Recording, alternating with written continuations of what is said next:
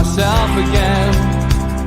But it's the only way you're ever gonna learn. You look back and it's all in the past. I'm dwelling on the thoughts I cannot see.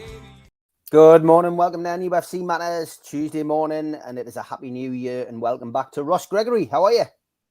I'm good, thanks, Steve. Hope everyone's all right. Had a good Christmas and New Year, and not like myself, who overindulged too much. Suffering the first day back at work today as well. And I'm already knackered after just an hour and a half in as well. So not good. Yeah, fair enough, mate. Fair enough. Yeah, internet's just gone a little bit ropey, mate. I'm not sure whether you're on the different connection there. So if you want to maybe check that and swap over while I run through a couple of things. Humble Dryer, good morning. And yes, we did have a bit of that last night that you've mentioned on the screen. The fans forum, unfortunately, attacked last night, which seems to be becoming a regular thing on YouTube per se. Luckily, I managed to get in and edit it and get the offending scene out. But anybody who saw that last night, apologies to those of you who did happen to come across it. But I've seen it happen on quite a few channels over the last couple of weeks, and just Googling it up seems to be a regular occurrence. Unfortunately, seems to be happening to a lot of younger people's channels as well. Not a nice trait, not a nice thing to do. And to be honest, me and the lads on screen made us feel quite inadequate, shall I say. But enough of that particular subject, Humble Dryer. Thank you very much for reminding us about that. But praise the Lord for YouTube's quick editing. I managed to get it edited out very quickly and got the program back online. So a lot of people panicking, thinking would switch the program to members only or something like that. We hadn't. Certainly not those kind of members anyway. But anyway, thanks to everybody for sticking with the show last night anyway, despite the attempt by some to sabotage it, which were a bit childish, a bit pathetic, and won't be happening again. Okay, we'll build this as a transfer show because, yeah, the transfer window is open.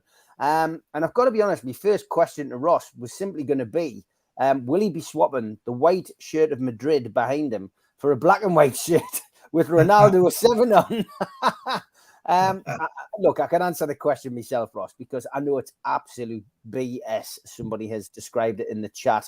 And I mean, I saw the story develop on Twitter. I saw the source of it, which was like one of these Twitter accounts which likes to put up random stories in the hope that they gain some traction and end up in the media. So I saw the source of this particular story and then just laughed at how quickly wildfire spread, with a tenacious link that there was the Saudi club he's gone to, are owned by Saudi Arabia investment company PIF, and that should Newcastle qualify for the Champions League, Ronaldo would be wearing a black and white shirt on loan. I mean, absolutely ludicrous. And fair play to Newcastle United, who have come out very quickly and, for want of a better expression, and as the Chronicle has put it anyway, they've instantly dismissed the claim. Yeah, it's just wild, wasn't it? Just absolute wild. It's one of them where it almost doesn't deserve a kind of reaction to it. It's one of those where, there's going to be plenty of links over the next few weeks, over the rest of this month. There's going to be plenty of kind of credible transfer possibilities and rumors. This one, it was just, obviously, it was pathetic. It was ridiculous. It's everybody knows what Newcastle's kind of transfer blueprint is. The club is fiercely ambitious and wants to press ahead and get into the Champions League and win trophies and everything else like that. But they're not going to do it with stupid signings like what Ronaldo would be. He's finished in the Premier League pretty much. He's 37, coming up 38. He's not the type of player that fits Newcastle's profile. Everybody knows this. It was just a ridiculous, wild transfer rumor which got out of hand. You shouldn't be having to really comment. The club shouldn't be having to kind of brief journalists on this sort of stuff, because it's just complete nonsense. But that's the world that we live in, where a social media rumor can get a bit of traction and spiral out of control, and that's what that one did. But yeah, it's complete and utter garbage. I mean, not having a go at YouTube channels on the Newcastle United timeline, far from it. But I mean, I did notice as well a few people automatically putting stuff out there, you know, certain images of Ronaldo in Newcastle shirts, and you know, this is, you know, this story's breaking. You know, honestly, it doesn't help really. Newcastle fans are, you know, are excited, and quite rightly so, whenever a window opens now. But that kind of, you know, rumor started not by a Newcastle fan, it has to be said, but just by somebody on Twitter. It's no good. And well done to Newcastle United for jumping on it very quickly and coming out and letting us know where we stand as supporters. And again, that was the right thing to do. If you want to read the Chronicles article on that, then I've just stuck the link in the chat, and I'll continue to do that. Let's talk results. Let's talk Leeds United. I said last night, Ross, you know, I wasn't too disappointed after that Leeds game. Because, you know, Newcastle kept the unbeaten run going. We've gone 4 months unbeaten now. There's another clean sheet for Sven Botman, Kieran Trippier, Nick Pope, Fabian Schär, Dan Burn, you know, and for the club. And, you know, ultimately, you could feel as if it was 2 points dropped. I can understand that. But had you said to me that we would have got 4 points out of Leicester and Leeds over that Christmas period, I would have said, yeah, I'll take that. What was your view on that? But yeah, look, it was frustrating. I think after the Leicester win, everybody's on a high, you know, especially after the start against Leicester. I'm maybe a little bit in the minority. I'll go back a little bit to the Leicester game because I've not been on since then.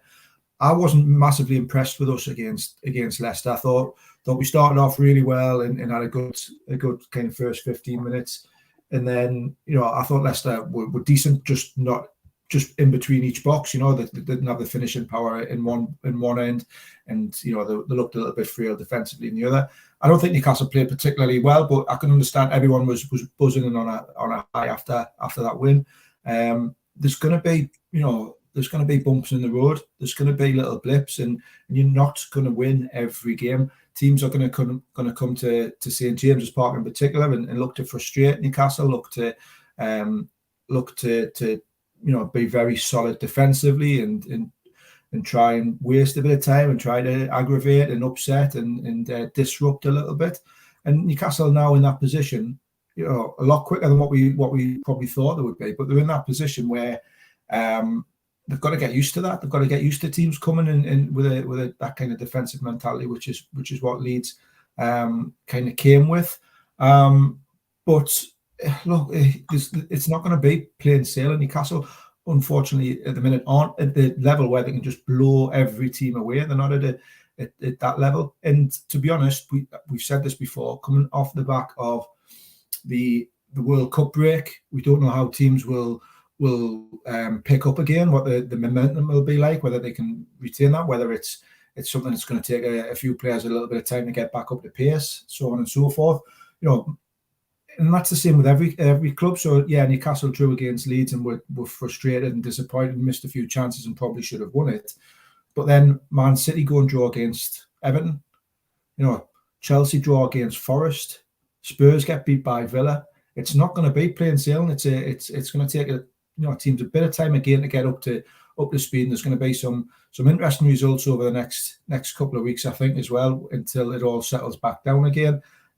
So, you know, while it was frustrating and it did kind of burst the bubble a little bit, it's all got to be taken into context of where Newcastle are at, where the league's at, where players' fitness and kind of return to forms at as well. And yeah, it was a clean sheet, and it was a point gained rather than 2 points lost. Is I think is the best way of looking at it. Yeah, I would agree, mate. 100%. It was for me a tough game. Leeds came and shut up shop, and I think a lot of people have said ultimately that, you know, Newcastle United have come such a long way in the last 12 months that teams are coming up and setting up like that now, Ross. Yeah, exactly. You know, the progress and the strides that the team's made under Eddie Howe over the last 12 months, or in particular over the last kind of 6 months, is you know, teams now look and treat Newcastle as a big club who are a threat and who you can't necessarily always go toe to toe with because of some of the quality that's in that in that team now. So, you know, whether it's your Leeds, whether it's a Bournemouth, whether it's a Palace, whether it's whoever, are going to come to St James's and look to disrupt and look to quieten the crowd down and not necessarily open up and go for it, because Newcastle are third in the table, and they're third in the table for a very, very good reason. That's because they've had an excellent start of the season. They've been playing some fantastic football. So, you know, why would you, as an opposition manager, come and be very, very open against Newcastle? You're going to come to St James's Park and stifle and try to waste a bit of time and try to maybe sit on the counter attack and play a different style of football than what they're used to. Leeds are a good team. Let's be honest. You know, Leeds are a good team who are on that day. They're very inconsistent, but on the day they're capable of producing shock results or producing big performances. You know, I watched a bit of their game against City in the midweek, and they went toe to toe with Man City for large periods of that game. They're very intense. They're very they press really well. They're well organised. Their midfield's particularly energetic and strong.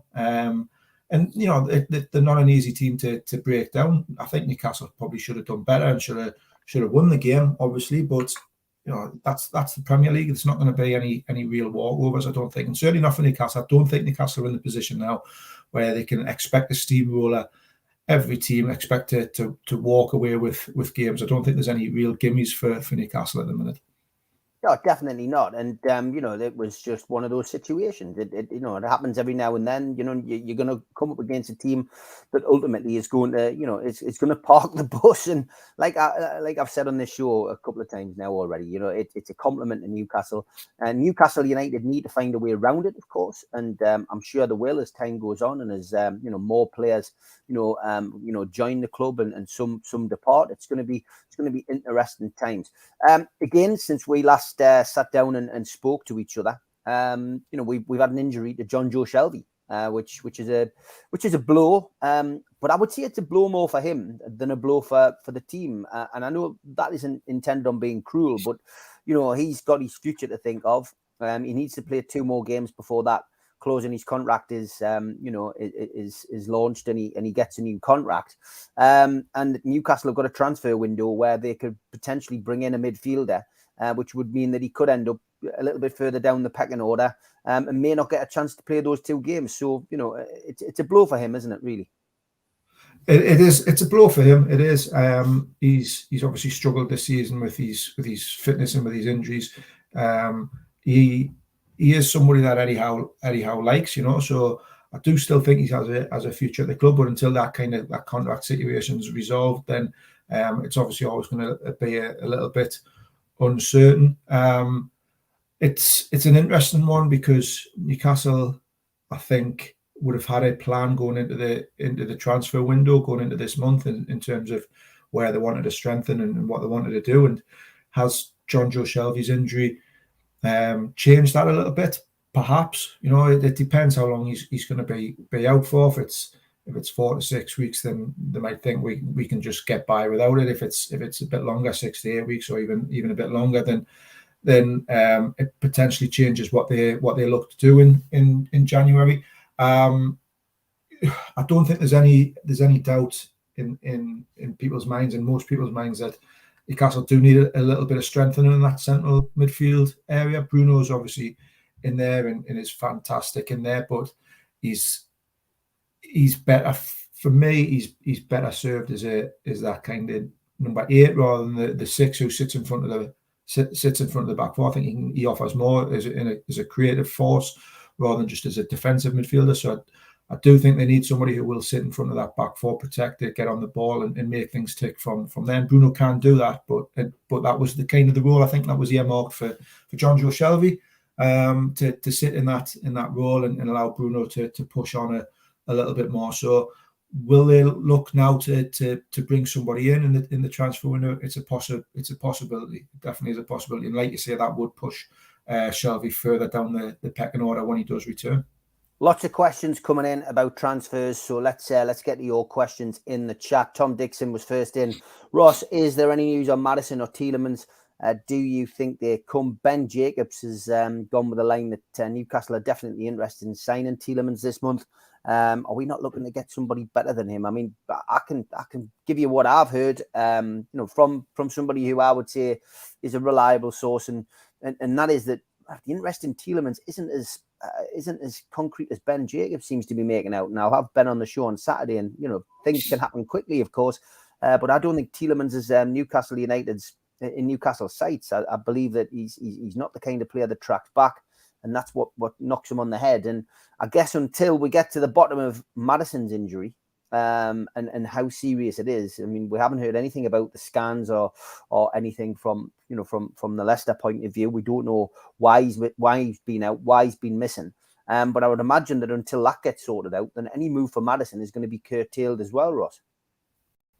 Yeah, I mean, address the Maddison one first. I genuinely don't think that will happen in January. I'm not saying it won't happen in the summer, but I genuinely don't think it'll happen in January. I don't think Leicester would be obliged to let him go. I don't think they want to sell him this month. And obviously, like you say, he's still struggling with this knee problem as well. So he's clearly a player that Newcastle like, and that there has been an interest in the past, and they probably retain that interest. But I would be very surprised if that one happened in January. And I kind of go back to what we've just kind of discussed a little bit, is that the Newcastle are going to have to be clever and smart with their transfers this month, because whether people like it or not, there is this thing called financial fair play, and it will restrict their spending. Now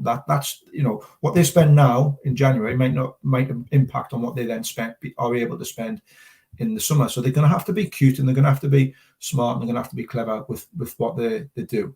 My understanding from people that I've spoken to is that there's 2 or 3 positions that they have identified, and one is a kind of maybe a backup right back to Kieran Trippier. Javier Manquillo, I don't think is in favour, and obviously Emil Kraft's got a bit of an injury situation.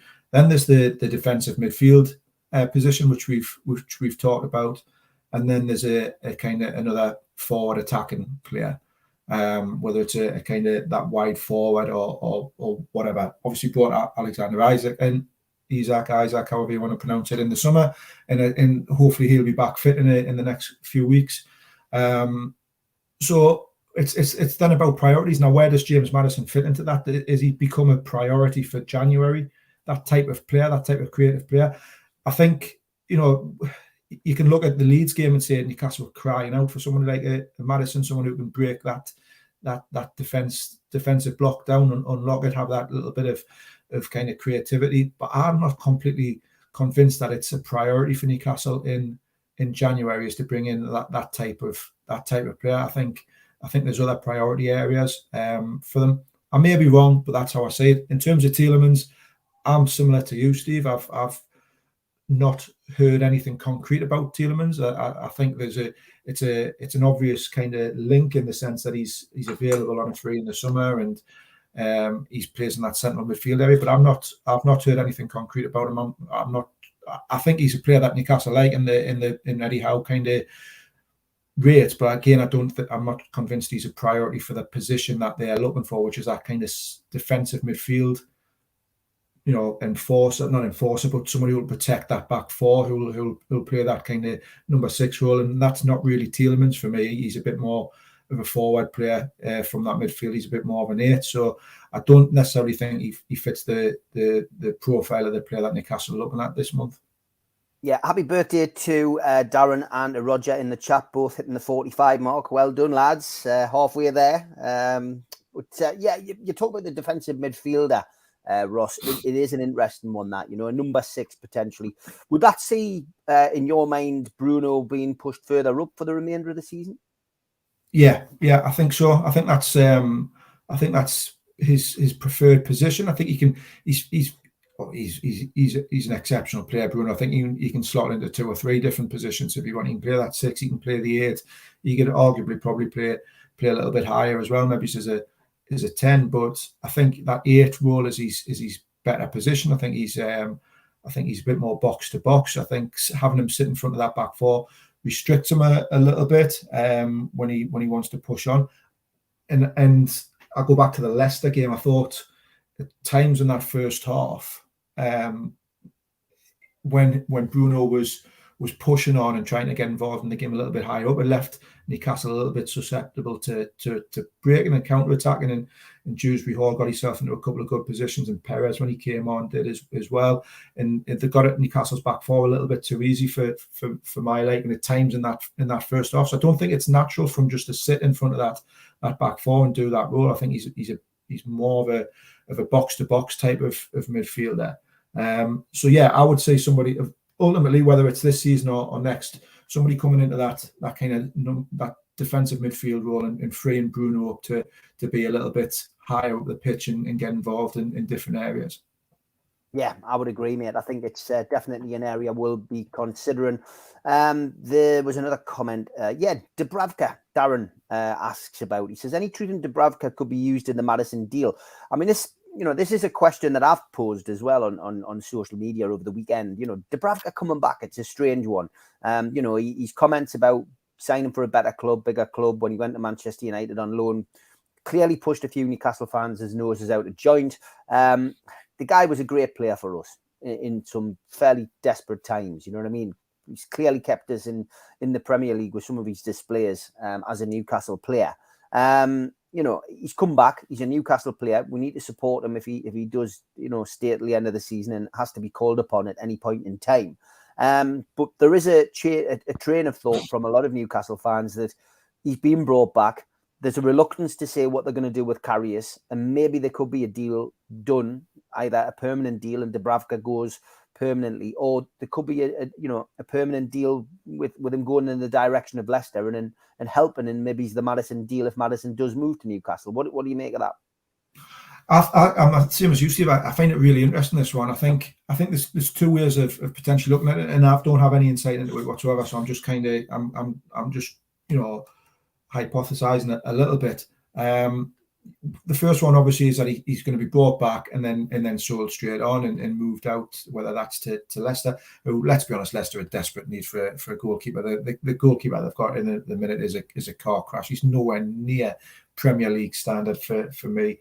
Ward, he's so they're desperate for a goalkeeper, and if Dubravka is going to go there or it's somebody that they're interested in, they're looking to sign. Newcastle are keen on a couple of Leicester players, then it would make sense to try and negotiate some sort of deal there. Swap deals and deals involving other players, though, very, very rarely come off in the Premier League. There's very, very examples are few and far between of deals where a player goes through as part of a deal with another club, because there's so many moving parts around transfers, around the initial fees, how much a player's worth, the contract situations, the bonuses, all this sort of stuff. That's transfers are very, very complicated to do when there's just one player involved. Never mind when there's two involved. So it would be interesting to see if that happens. The other side of it is with Dubravka, for me, is Newcastle are third in the Premier League, Man United are fourth in the Premier League. Why would you now? Man United are a direct rival for Newcastle United now. So why would you have one of your players helping them out? Why would you have one of your players on loan at a direct rival? And it's just I know Dubravka hasn't really played, but all it takes is one injury to De Gea, and all of a sudden Dubravka's in goal for Man United. And he plays 3 or 4, 5, 6 games and keeps 3 or 4 clean sheets, and that directly impacts Newcastle because they're chasing Newcastle down for that third place at the minute. So why would you have one of your players assisting the rival? It made no sense to me. So it makes perfect sense to me coming into January that you would just recall him and not improve Man United's squad or bolster Man United's squad with one of your players.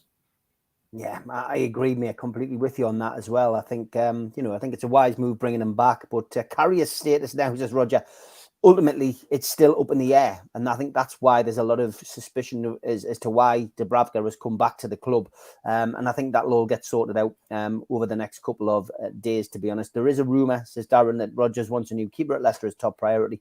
Dubravka could be the man. Tom Dixon says, will he play Dubravka in the FA Cup of the weekend and give Pope a rest? I don't think he'll play. I think he's back. I think he is back at the moment with a view of moving him on. So it will be interesting to see what happens. BT says, do Newcastle need a marquee signing in January transfer window to ensure a Champions League spot? Or is Howe correct in saying that it is not necessary, Ross? Down to your opinion on this one, not necessarily, you're not stating fact. Yeah, I don't think a marquee signing is needed. Certainly not this window. It depends what you class as a marquee signing. It's is it a Gareth Bale or a Ronaldo or somebody like that? Or do you just go out and spend money just for the sake of spending money? I'm not convinced. I think it's got to be somebody that's. I think all Newcastle's transfer business and activity should be done smartly. Should be done with the long-term picture in mind. Through good scouting, through good knowledge of players, through understanding what they bring to the team, but also to the changing room as well. So I don't think a marquee signing necessarily is needed. You could argue that they made that marquee signing in the summer with Alexander Isak. Broke the transfer record, smashed the transfer record to sign him, and that hasn't quite worked out yet for the player with him being injured so far. So Isak coming back into picture. I know it's a cliche. I'm going to sound like Alan Pardew here, but it will be like a new signing for Newcastle when he comes back, because they've managed to get to third in the Premier League really without him. So him coming back in, it will be a fantastic boost. Let's hope he can get himself fit and stay fit. So yeah, I don't see it being a marquee sign. I just think it needs to be gradual improvement and bringing in the right players who will fit into Eddie Howe's structure and Eddie Howe's philosophy. No, definitely not. And Darren makes a good point about Dubravka as well. He says if he is going to be used in a swap deal or any kind of transfer, he won't be used in the FA Cup to be cup tied. Of course, he's already cup tied in the League Cup as well, having played, I think, for Manchester United in that. So and I might be wrong on that, but I think he has played. So yeah, it will be interesting to see what happens. Dubs and Darlow to move one sign a prospect or old experience backup third keeper. Nothing against either of them. It's just time to cash in while we can, and that's going to be the case with a lot of players, I'm afraid. There's no room for sentiment when you're moving forward.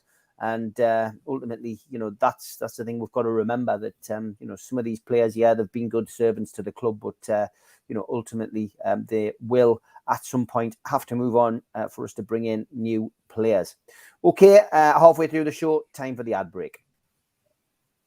A big thank you to all our sponsors, as always. Thanks to Skips and Bins, telephone 0800 25 45 25 3, email inquiries at skipsandbins.com, and our website skipsandbins.com. Easy, contract free and pay-as-you-go waste collection. Thanks to Garden of Healing Dispensaries, CBD hemp and cannabinoid specialists. You can find them at thegohd.com. Thanks to Mr. Vicky's sauces, which are handmade in Cumbria, and you can find them at mrvickies.co.uk. If you want to make an order, give them a call on 01768 210 102 or email info@mrvickies.co.uk. Thanks to Blowhole Breweries, you can get a selection of beers, and the cans are in the design of the old Newcastle United entertainers strips. Blowholebrewery.co.uk. Thanks to Melly's Carpets and Beds, laying our reputation, one recommendation at a time. The best quality around at the cheapest prices. Melly's Beds and Carpets.co.uk. Email sales@mellysbedsandcarpets.co.uk or give Melly a call on 01670 632 216. And thanks to United Group Travel Limited, UK Coach Holidays in Morpeth, 01670 362 460 or mobile 07957 141 654. Graham, your driver, Beverly answering your calls and looking after you on your tour. Some great deals coming up there. Get yourself onto the website to check them out. Thanks also to Media Arts, who do all of our videos and help us with the technological side of things.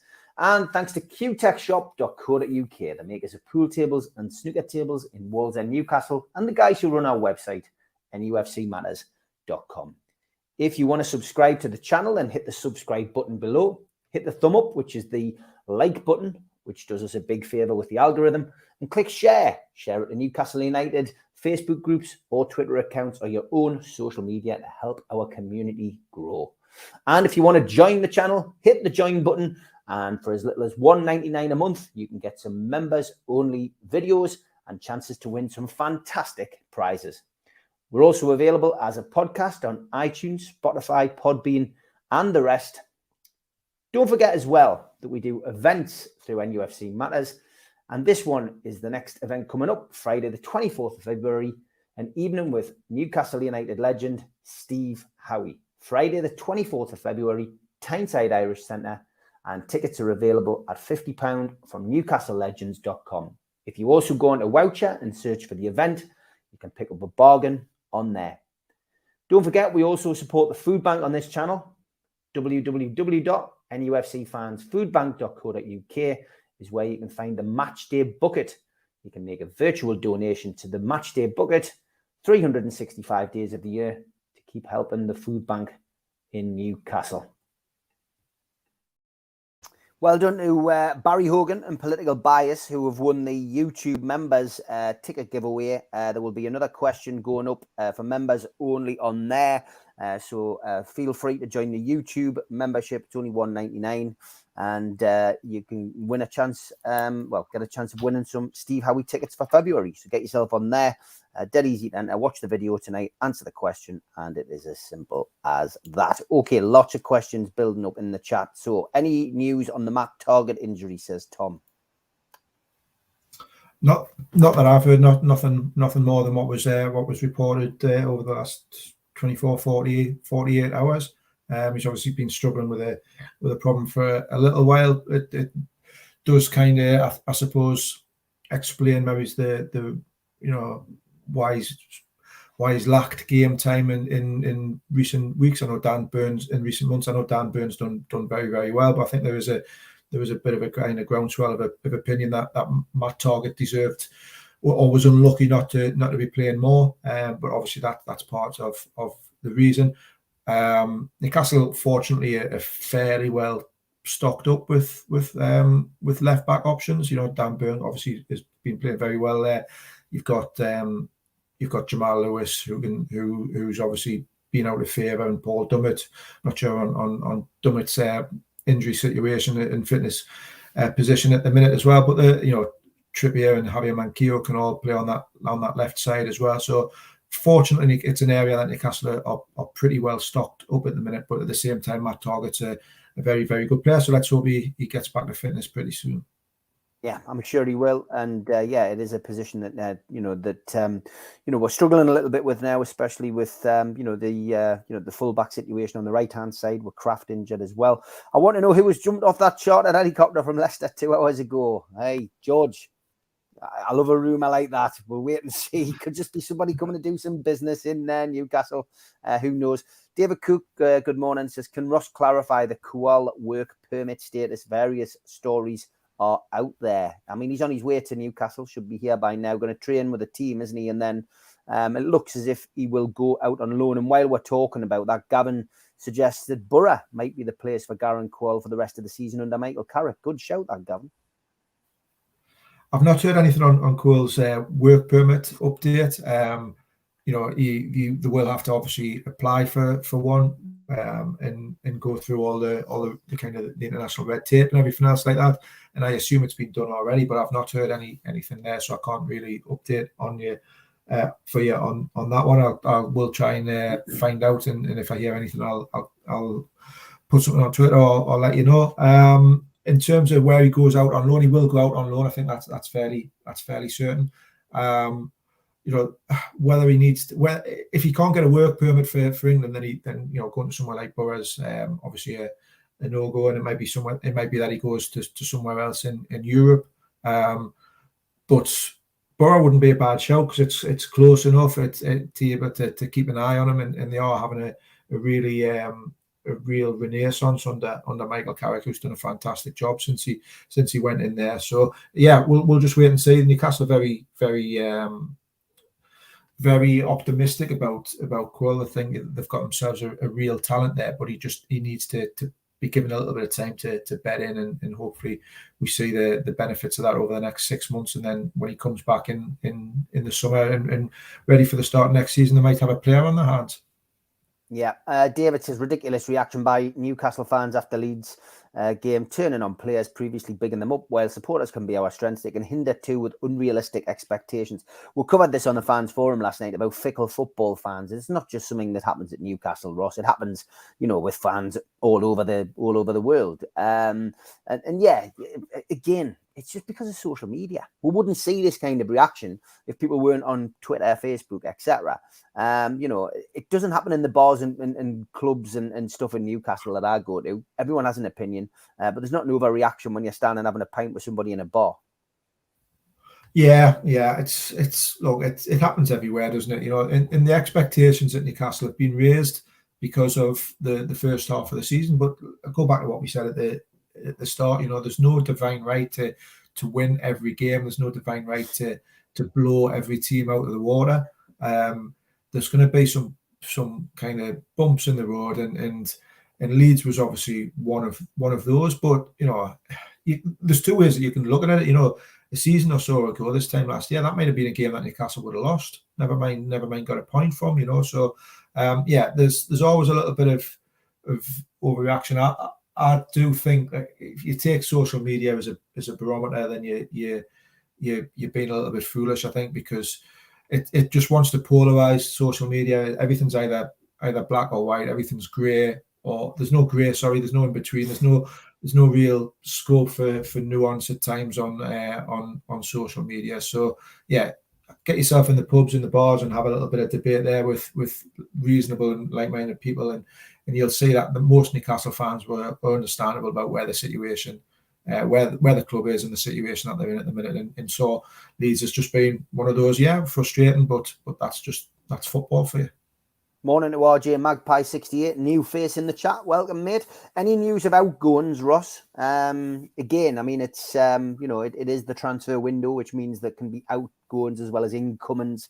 Again, I would imagine there's going to be very little movement out. I think the summer will probably be more for outgoings. But have you heard any whispers? I mean, Ryan Fraser, which of course gets a good mention in the chat from people as well. Darren Lee asking the question, any truth that the club are looking at offloading Fraser this month? I think the player wants out. Yeah. I think in terms of outgoings, Ryan Fraser is the obvious one. You can see how far down the pecking order he is now at Newcastle. He's behind in terms of first team appearances, even off the bench. He's behind Miggy Almiron, Jacob Murphy, Alan St. Maximin, Elliot Anderson's now ahead of him as well. And if you've got Alexander Isak coming back as well, and potentially another attacking player coming into the club, he's way down the pecking order. And if he wants to play, then great. Get him. You'd rather.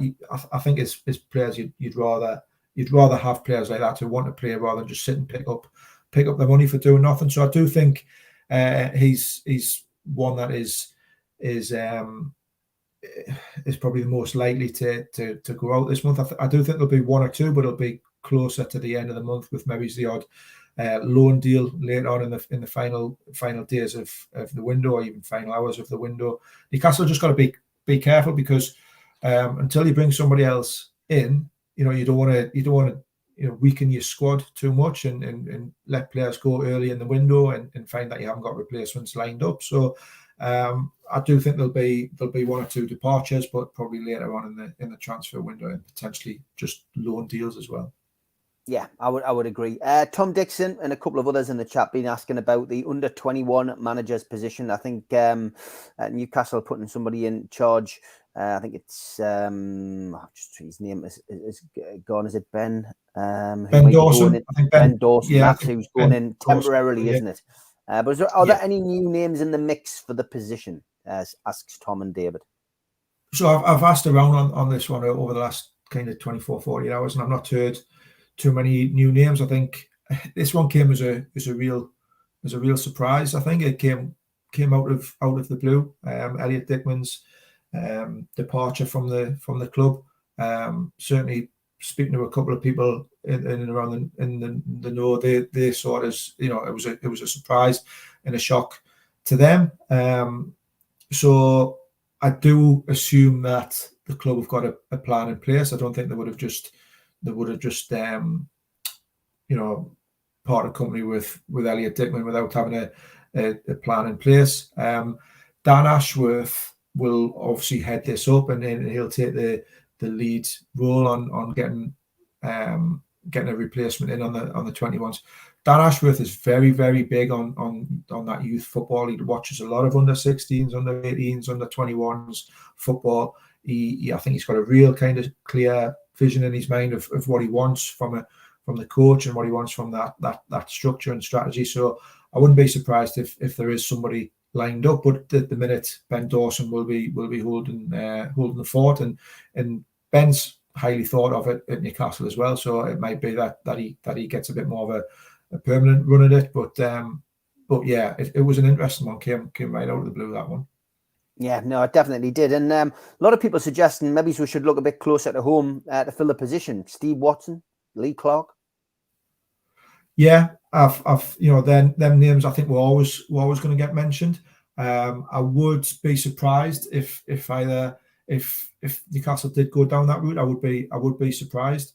I don't necessarily think that's the kind of the idea that Dan Ashworth, or the philosophy that the club have in mind in terms of bringing in a big name ex-player. That's just from speaking to people in and around that kind of structure. It's not something that I think will probably happen. But I can understand the attraction, you know, and bringing in a local lad who's got a real affinity and a good coaching experience into that setup. But we'll wait and see.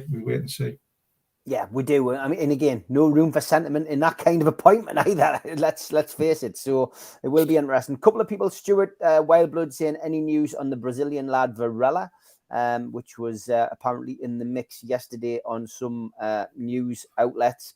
I think BT also saying, what do you think about Newcastle making a £16 million offer for Boca Juniors midfielder Alan Varela? So Varela, I don't know too much about him, and I don't know too much about this link. He is that kind of defensive midfielder, centre midfielder. He is obviously somebody with a burgeoning reputation in South America. South America is an interesting one. You know, we've talked about this on the show before. It's an area which Newcastle have scouted extensively, and Steve Nixon's been involved in looking at various players in and around, you know, Brazil and South America and so on and so forth. So it's a part of the world that they have taken a really strong interest in the past, and every now and again you see certain players who pop up and get links, who they've potentially watched and scouted. So I don't know too much about Varela, but I do know that that's a part of the world that Newcastle are really keen on looking at, and think that they can get some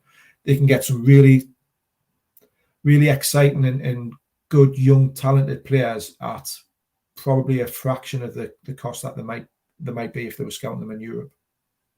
Yeah, exactly. Yeah, and again, getting another Bruno is something Newcastle would love to do. Somebody out of the limelight, somebody left field, somebody who costs, you know, a reasonable amount of money and comes and puts in the kind of performances that we see from Bruno week in, week out, would be absolutely fantastic. Roger asks, have the Trossard links disappeared? I've not heard anything on Trossard. I even when the links were really quite strong on Trossard, it wasn't somebody that had been mentioned to me as being a potential target. So yeah, nothing that I've heard certainly on the Trossard. Another new name in the chat, Isaac Thor. Thank you, mate. He says, Ross, you don't see Tielemans as a fit for number 6, and I agree. Who do you think would suit the role for us? Kone fits perfect in my opinion. Yeah, I don't. Like I say, I don't see Tielemans as being that role. I think that defensive midfielder, you need to be. You almost need a real kind of specialist in there, and we've seen, you know, the top teams in there have players who can fill that role kind of admirably. You look at some of Arsenal's success over the last 12 months or so, or certainly this season under Mikel Arteta. They've got like Sir Thomas Partey in there who's really kind of you know, made that role his own. You know, Man City have got Rodri and they've had, you know, Fernandinho in there in the past. Fabinho at Liverpool. I think you need a really kind of. I think for me it's a role for almost an experienced player.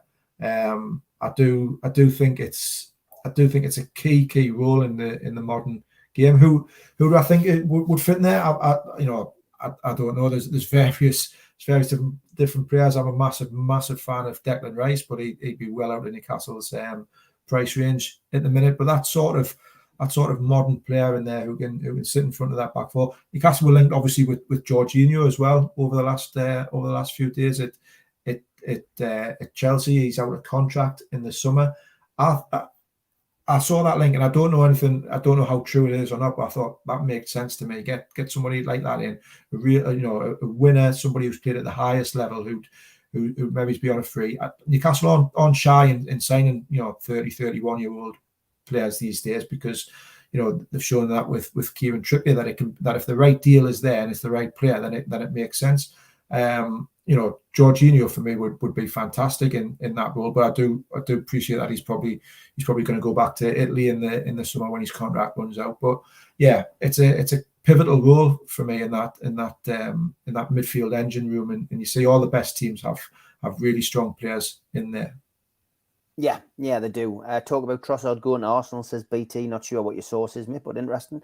Howe wants to add a midfielder, a young right back and a versatile forward in the January window. It is, though, expected that the level of spending won't come close to 90 million to 100 million. BT, of course, because of the financial fair play. If you listen to Eddie Howe's press conferences, we do a review of his press conferences on this channel, but you actually listen to them on the Newcastle United channel. He's mentioned it on the last 3 press conferences, FFP. And, you know, that's what he's been told clearly as well, you know, that we're not going to be going out and breaking the bank, and it'll affect the summer spending.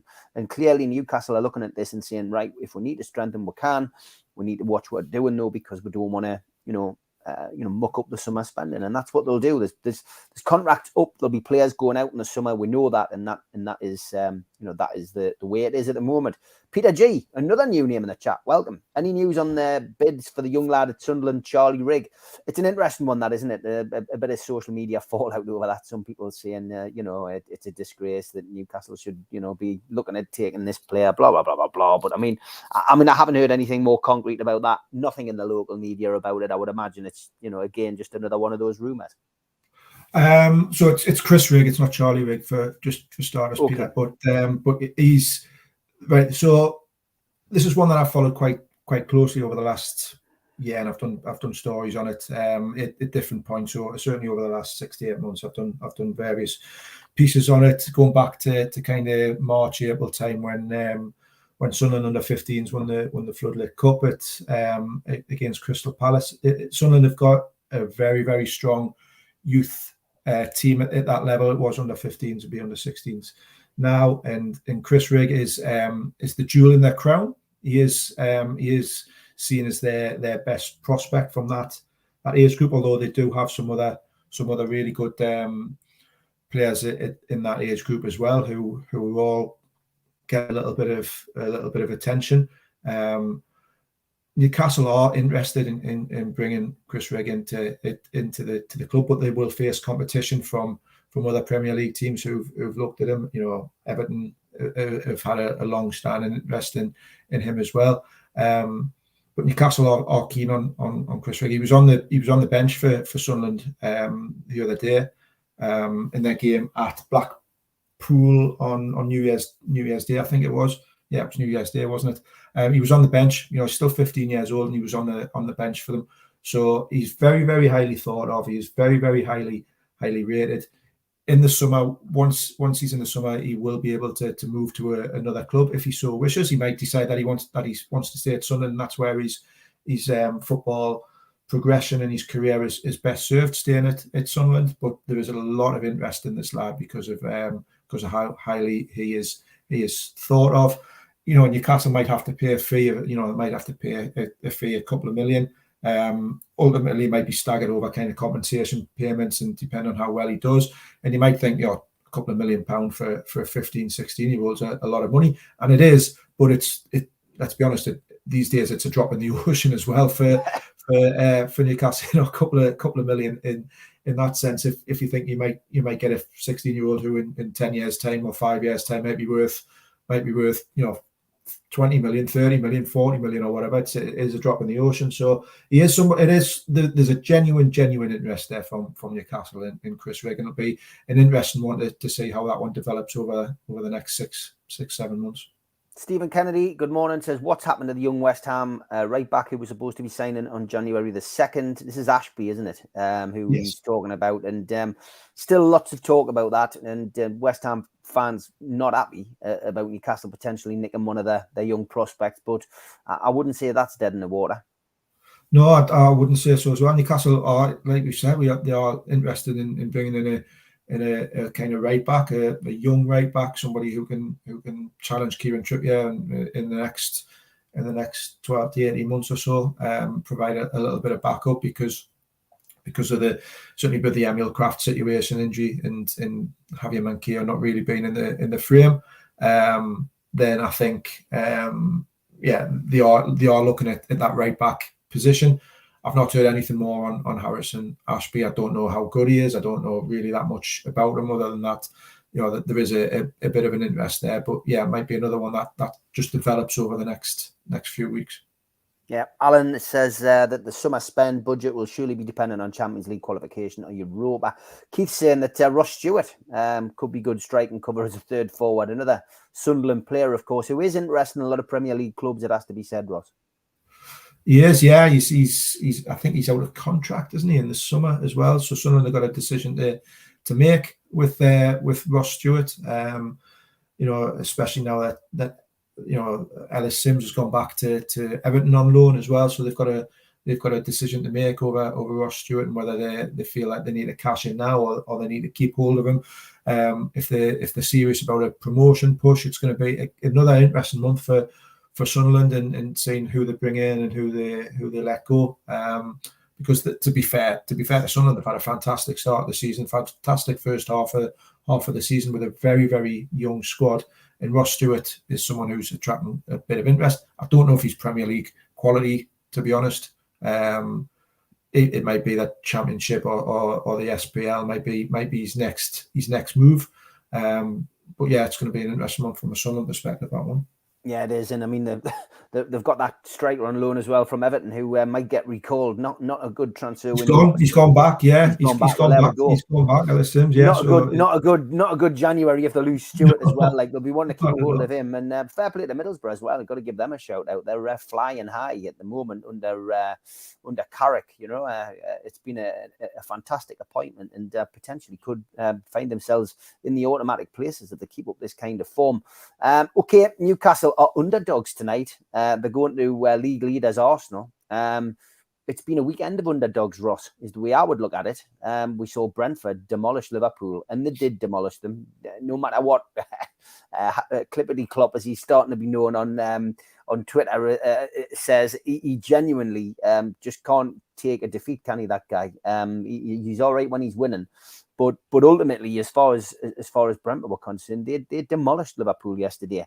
Man City, of course, dropping valuable points at Everton against Everton, and Manchester United are probably the only team to gain. Obviously, with Newcastle only getting a draw against Leeds.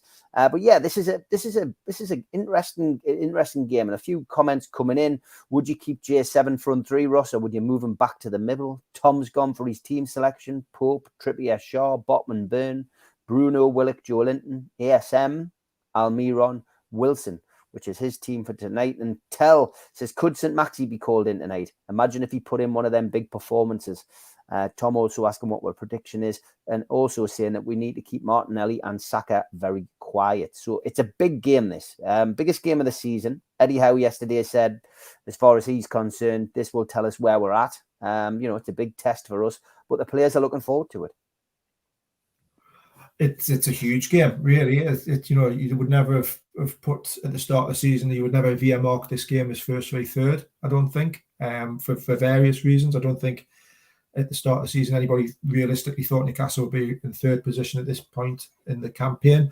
But also, I don't think you would have had long odds on Arsenal being so many points clear at the top of the table at this point as well. So, really strong first half of the season for both teams, and it just makes it a little bit more kind of mouth-watering tonight. Eddie Howe's right. This is a real test of where Newcastle are, because Arsenal, I know Newcastle did a job on Arsenal at the end of last season at St James's and put in one of their best performances. And almost, you look back at that game now, you look back at that Arsenal game at the end of last season at St James's, it's kind of, it feels now to me a little bit like a watershed moment in terms of, that was the benchmark, that was the standard that Newcastle set and showed maybe to some of the players, actually we can compete and we can live with these players, with these teams. We can do jobs on them. We're not just here to make numbers up. So it was a really important game for me, that one. And having said that, I do think Arsenal are a better team than Newcastle at the minute. I do think they're a little bit of a cut above some of the players that they've got who are banging form. I'm a massive fan of Bukayo Saka. I think he's a really, really talented player, and Dan Burner's going to have his hands full on that side tonight. He's great for me. Ødegaard is someone who sometimes flatters to deceive, but is a good player. And both teams have got really strong defensive records as well, so it could be tight. And I'm not too sure on the prediction. I would play Joe Linton in the centre midfield. I think he's much better in there, and he's much more influential in there than he is on that left hand side. But I've got a sneaky feeling that Eddie Howe will still play him on that left hand side and keep with the midfield three of Bruno, Willock and Longstaff. But I would bring him inside. At ASM, I don't know if this is the game for him. I really don't know if this is the game for him. I don't know if Eddie Howe necessarily trusts him just yet in these big games away from home against an informed Arsenal team who Ben White's playing very, very well at right back for them and pushes on and creates a lot of problems. Is that the right role for ASM, or would he just end up getting overrun on that side, or not tracking back, or not following Saka and Ben White? So interesting one, but it's going to be a tough game tonight. I think Arsenal are a really good strong team. Tell you what surprised me against Brighton, and Brighton are no mugs, and let's face it, there's no easy game in the Premier League, was the amount of goals that they concede, and it was 4-2 at the weekend, but it was a goal, a goal chalked off through VAR.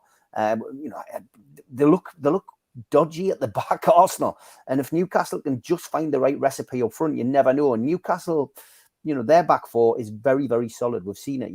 The meanest defense in the league, Ross. It's going to be. It is a tough game, and I've bigged Arsenal up here. I have really bigged them up. I do think they're a really, really good team, and they've got a real chance of winning the league this season, depending on their mentality. But if we flip this, Arsenal aren't going to be looking forward to Newcastle coming to the Emirates. They're going to have a degree of trepidation, and their fans are going to be a little bit worried, because Newcastle now have put themselves right in that mix as being a team who have shown they can go to Anfield and go toe to toe with Liverpool, who can face Man City and go toe to toe with them, who can do the same with Man United. Newcastle. In some ways, this game might suit Newcastle, because Arsenal probably have the majority of possession, you would think. But can Newcastle then hit them on the break with a bit of pace and a little bit of quality in that final third? So it's a tough game for both sides. I do think Arsenal are a little bit ahead of Newcastle at the minute. I'm just being honest about that, whether people agree or like what I'm saying or not. I think they're just that little bit of both Newcastle at the minute, as the league table kind of shows. But Saka does worry me down that right hand side up against Dan Burn. I think that's going to be a key contest tonight. But fingers crossed, Big Dan can keep him in his back pocket. Yeah. Okay. Prediction from you then, Ross. I'm going to be. If I got my positive head on, I'll say 1-1. If I've got my realistic, my heart says 1-1. My head says a 2-0 defeat. Okay, I'm going to go 1-1, and a lot of people in the chat have gone 1-1 as well. I think Newcastle will do well tonight, and I think that the underdogs tag, which John in the chat says is not what we are. We're not underdogs, but I think we are tonight. But I think 1-1. I think it'll be. I've just read a comment in the chat there from Dan who says, if we come out tonight as, the result is irrelevant, they'll do us proud. I think that's a really good point as well. I think regardless of the result tonight, if Newcastle players they have done in the positive and the front foot and they go out and they try to go toe-to-toe in the match, I mean, it's not just a Steve Bruce type of performance, parking the bus and trying to pinch something and being quite negative about it. I think that's what we're all happy to see Newcastle this season, is that they're taking the game to players, to opposition teams. They're not scared of a Liverpool or a Man City or an Arsenal or whoever. That's a real positive, and it can only benefit the team moving forward. Yeah, 100%. Okay, Ross, as always, a pleasure to have you on, mate, and look forward to having you on again next week. I'm going to play out with Scunny Mag's review in case you are going to the Arsenal game and you want to know where the bars and venues are around the stadium for a drink. Ross, take care. See you next week, mate. Thanks, Steve. Thanks, everyone. Hi, guys. Paul here with your away day guide to Arsenal. For those of you coming in by train, if we're not affected by the strikes, you'll most likely be coming into King's Cross from the north. The easiest route to the ground is via the Piccadilly line, getting off at Arsenal Station. The closest station to the ground is actually Holloway Road, but that is closed on match days, so don't try to head there. For those of you driving down, it's London, so there's not a lot of parking around the grounds unless you know the area. Your easiest option is park and ride. There are a few in the north. My favourite for Arsenal is Cockfosters, and you are straight on the tube down to Arsenal Station again.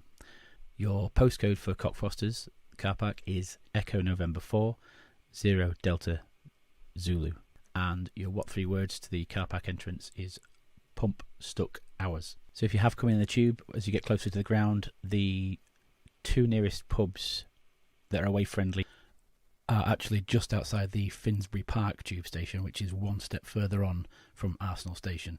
So probably better to head there. The Blackstock, your postcode is November 4 to Hotel Yankee, and your what 3 words for the Blackstock is slot noise charm. This can get really busy. There is a pub just over the road called the 12 Pins, and your postcode for that is November 4 to Delta Echo. Your what 3 words is newly struck games, and then as you're heading down to the ground, there is an away friendly pub next to the footbridge that goes over the railway line to the ground for the away entrance. The pub is called the Drayton Park.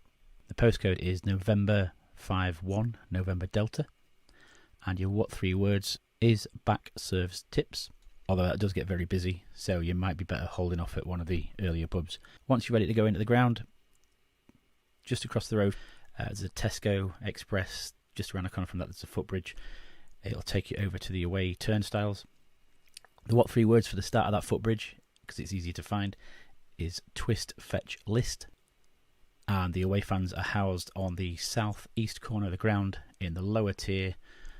So you have to go into the stadium and under the home fans, which will be sitting above you, and hopefully crying into their beers by half-time. Have a fantastic day.